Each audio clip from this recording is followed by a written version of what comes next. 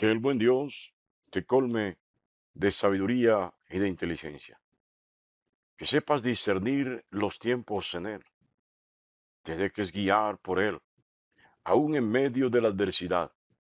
No vuelvas tu mirada atrás, sino pon tus ojos firmes en Él, autor y consumador de la fe. Dios te bendiga grandemente en esta maravillosa y preciosa mañana. Estamos en la segunda carta a los Corintios, en el capítulo primero. Vamos a leer a partir del versículo 3. La palabra de Dios dice así: Bendito sea el Dios y Padre de nuestro Señor Jesucristo, Padre de misericordias y Dios de toda consolación, el cual nos consuela en todas nuestras tribulaciones, para que podamos también nosotros consolar a los que están en cualquier tribulación, por medio de la consolación con que nosotros somos consolados por Dios. Porque de la manera que abundan en nosotros las aflicciones de Cristo, así abunda también por el mismo Cristo nuestra consolación. Pero si somos atribulados, es para vuestra consolación y salvación, o si somos consolados, es para vuestra consolación y salvación, la cual se opera en el sufrir las mismas aflicciones que nosotros también padecemos. Y nuestra esperanza respecto de vosotros es firme, pues sabemos que así como sois compañeros en la aflicción, también lo sois en la consolación. Que Dios bendiga su santa y preciosa palabra.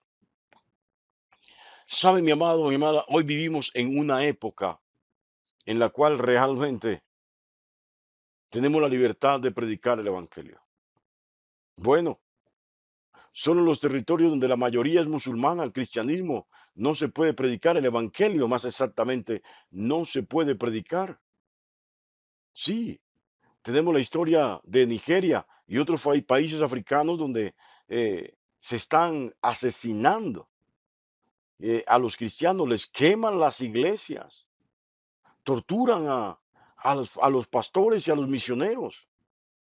Sí, pero esta ha sido históricamente la vida de la iglesia de Cristo. La iglesia de Cristo siempre ha estado bajo la lupa del enemigo, siempre ha estado bajo persecución. Y esta persecución no solamente ha redundado en destruir los templos, también en destruir familias, desplazarlas.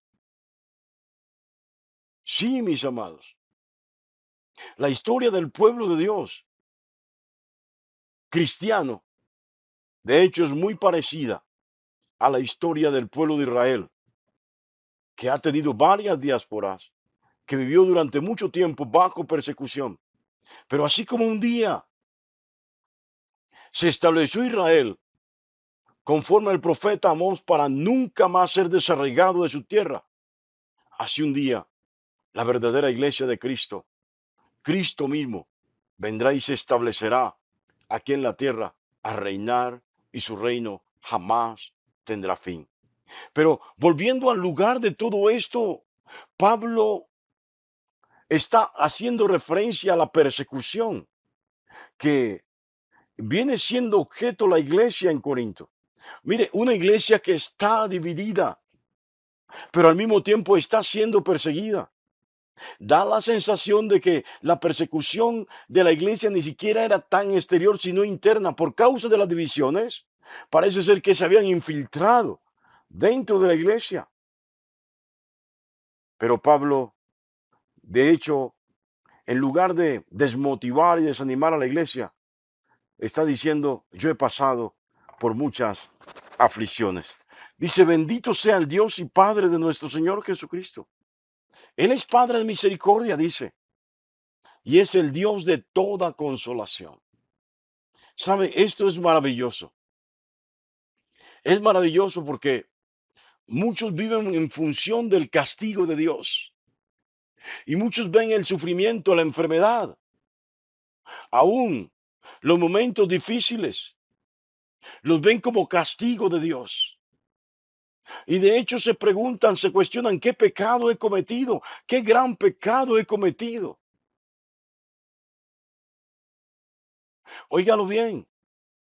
Sí, y Dios es es fuego consumidor. Él es un Dios que aborrece el pecado, castiga al pecador por su pecado. Pero tiene que también tener presente que Él es un Dios de amor. Y ese amor, este atributo especial llamado amor, está con eso, está totalmente ligado, conectado a lo que es la misericordia de Dios, porque Dios sabe que usted por sus propios medios no puede salvarse. Es por ello que apelamos al Padre Eterno, al Anciano de Días, a través de nuestro Señor Jesucristo, quien en nada pecó, quien venció el pecado en sí mismo, quien venció la muerte y se levantó de entre los muertos, da testimonio de que vive, de que está sentado a la diestra del Padre. Eres un Dios de misericordia. Ya hay que sacar de la mente y del corazón la idea de que Dios es un Dios castigador. No, Él es un Dios de misericordia. Él es el Dios de misericordia. Nadie se puede compadecer de ti como lo hace Dios. Nadie se ha compadecido de ti como lo ha hecho Dios. ¿Sabes? Si por fallas, si por pecados, por errores fuera, usted y yo no, ni siquiera seríamos los de la fe en este tiempo, ni siquiera seríamos cristianos, ni siquiera estaríamos vivos. Solamente como dice el libro de Romanos, por cuanto todos pecaron, todos están destituidos de la muerte, porque la paga del pecado es muerte. Pero mire también lo que dice más, la dádiva de Dios es vida eterna. Entonces, si Dios me está ofreciendo y me garantiza vida eterna, ¿por qué tengo que vivir en función del Dios que castiga y no en función de mirar al Dios de misericordia? Sí, no miremos cada situación que llega a nuestras vidas como un castigo de Dios. El mismo Pablo escribe a la iglesia de Romanos, a la iglesia de Roma, la iglesia primitiva de Roma. A los que aman a Dios, todas las cosas nos ayudan a bien. Y esto es a los que conforme a su propósito hemos sido llamados. Tienes que entender que Dios tiene un propósito contigo, que tú has sido escogido, llamado conforme al plan, al propósito de Dios. Y no puedes permitir que la situación de enfermedad, la dificultad, el problema que tengas, así lo mires como una tragedia. No puedes permitir que derrumbe, que acabe tu fe, que te tire por tierra, que te haga un ser miserable y de conmiseración. No, tienes que mirar esa circunstancia difícil, ese dolor, ese sufrimiento, eso que estás padeciendo, eso que estás viviendo, como, óyelo bien, parte de la providencia, de la misericordia de Dios. ¿Sabe?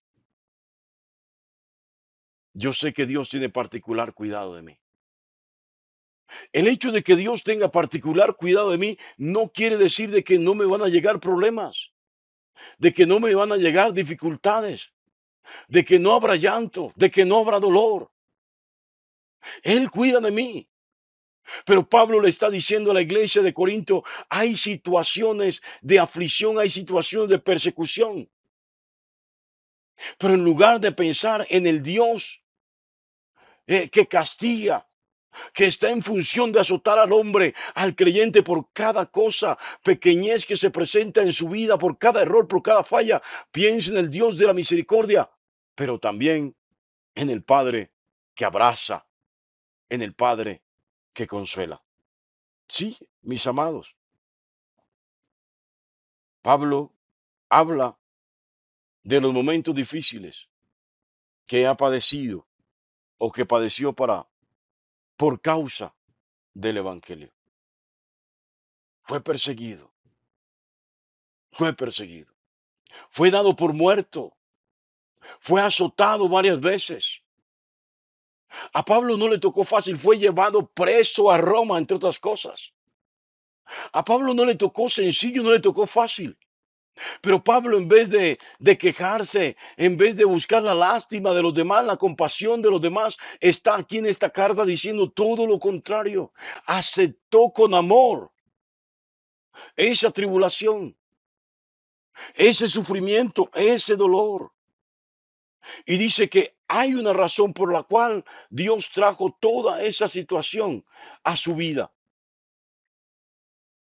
Pablo está diciendo que todo lo que llegó a su vida no solamente es parte del propósito del plan de Dios, es parte de la escuela de Dios.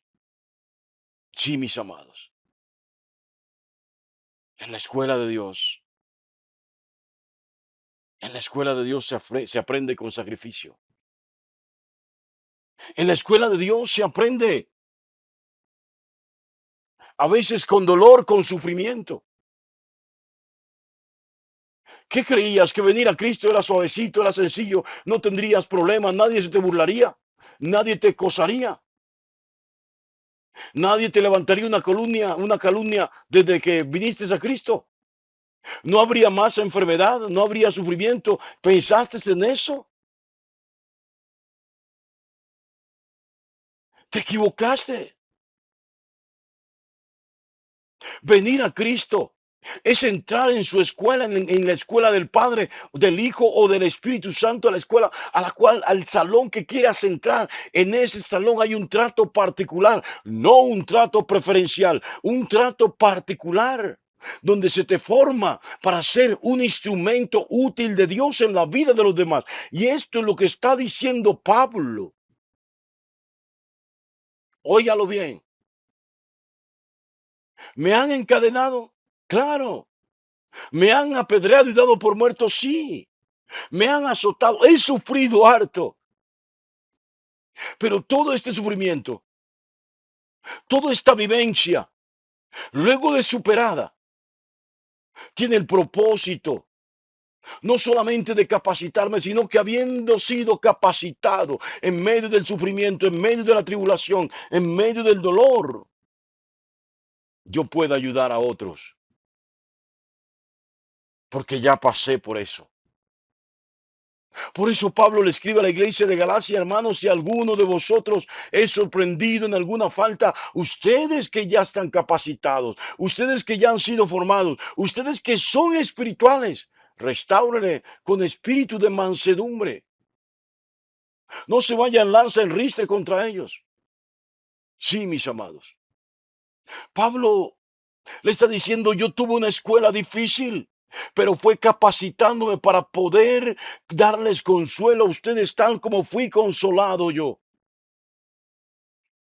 Ahora ustedes están siendo perseguidos. Ahora quieren desaparecerlos, quieren destruirlos. Los humillan, los maltratan, los menosprecian, los ultrajan, los escupen. No sé qué están haciendo con ustedes, pero algo claro es que lo que estés viviendo es parte del propósito de Dios, es parte del proceso de Dios, es parte de la escuela del Dios Todopoderoso, para que en medio de esta circunstancia tú salgas airoso, no solamente victorioso, sino que también cuando otros que estén pasando por lo mismo tuyo, al verlo tú, seas ese instrumento útil en las manos de Dios para no solamente apoyar, sostener, sino también consolar a otros. Pablo dice que Dios le consoló, que Dios también consuela a todo creyente. Pero el consuelo de Dios no quiere decir, dijo un autor, no quiere decir que nos va a quitar el dolor. El consuelo de Dios no quiere decir de que no habrá más problemas, de que la persecución acabará. Este consuelo que Dios nos da lo que quiere decir es que Él nos empodera, de que Él nos da su fuerza, nos da su vigor, nos da sabiduría e inteligencia para poder sortear, discernir las diferentes situaciones que llegan a nuestras vidas. Sí, así que es clara la palabra que Jesús profirió diciendo, en el mundo tendréis aflicciones, tribulaciones, dolor, sufrimiento, enfermedad, lo que sea que llegue. Pero Jesús invita a confiar. En el mundo tendréis aflicciones, pero confiad porque yo he vencido al mundo. Es lo que Jesús propone a la iglesia hoy y es lo que Pablo le está diciendo a la iglesia de Corinto y de alguna manera nos los está diciendo a nosotros, porque de la manera que abundan en nosotros las aflicciones de Cristo, así abunda también por el mismo Cristo nuestra consolación. Dios nos consuela y dice Pablo, si somos atribulados, es para vuestra consolación y salvación. Es para que teniendo esta experiencia, habiendo pasado por esta situación, tengamos suficiente conocimiento de causa, sabiduría e inteligencia, para que así como nosotros lo superamos, podamos orientarlos a ustedes a superarlos. ¿Sabes?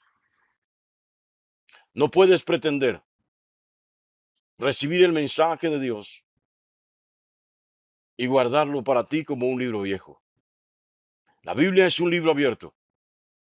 No solamente estamos llamados nosotros a leerlo, sino también a que aplicando esa palabra a nuestras vidas, disfrutando de la misericordia del Señor y teniendo su consuelo, seamos esos instrumentos útiles de Dios para consolar, para ayudar, para sustentar, sostener a aquellos que están pasando por situaciones similares a las cuales nosotros ya hemos pasado. Somos instrumentos. O por lo menos estamos llamados a ser esos instrumentos útiles en las manos del Señor. Sí, mire, Pablo bajo ninguna circunstancia menguó. Antes se levantaba como si no hubiera sufrido nada, como si no lo hubieran perseguido, como si no lo hubieran azotado, como si no lo hubieran apedreado. Simplemente vendaba, curaba sus heridas y seguía, porque sabía que tenía una labor imperiosa que cumplir, una tarea fundamental que cumplir. Por eso, Pablo cuando termina su ministerio al final, al ocaso de su carrera, dice, he peleado la buena batalla, he acabado la carrera, he guardado la fe, por lo demás yo tengo un premio, me está reservada una corona de justicia y esta corona está reservada para todos aquellos que habiendo pasado por el trillo, ayudan a otros a levantarlo. Escuché la historia de un hombre que fue baleado en combate. Su compañero dijo al comandante, voy a ir por él. El comandante le dijo, no vayas porque ya está muerto. El hombre desobedeció y arriesgó su vida hasta llegar al lugar donde aún bombardeaban, aún disparaban. Y allí estaba su compañero.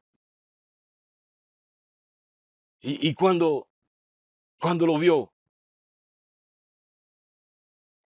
lo trajo sobre sus hombros, lo cargó y lo trajo al lugar donde estaban ellos.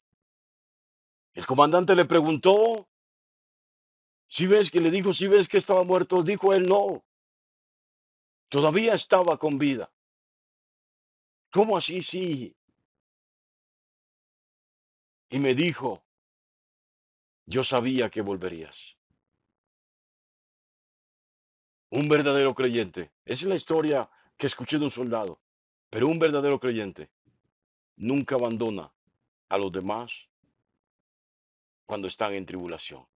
Tienes que ser instrumento útil en manos de Dios para con los demás creyentes. Dios te bendiga grandemente.